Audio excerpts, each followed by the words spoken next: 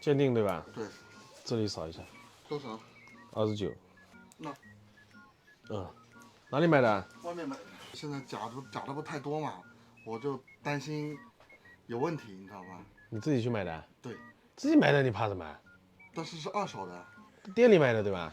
说是调过来的，调过来的对，吧？调过来。他也卖一点手表，但也卖其他的东西，乱七八糟的东西都卖。他跟我说他们假表也做，所以我有点害怕啊？那你敢找他们呀？所以我就不放心了。我到后面又不放心，又8万多花出去，嗯，这最起码8万多万，差不多对吧？新款的水鬼，目前来看没问题。没问题的。嗯，重量呢这种，你因为我有看过你的视频，嗯，所以说我有看到你鉴定，所以说我特地过来看看。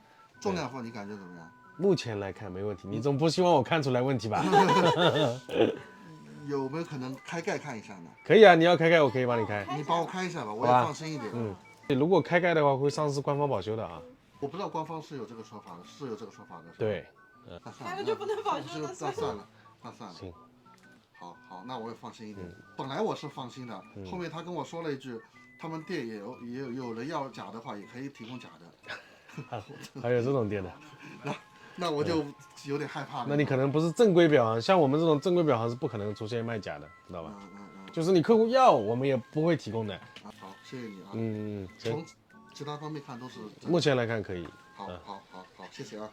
好，没事，再见啊。再见。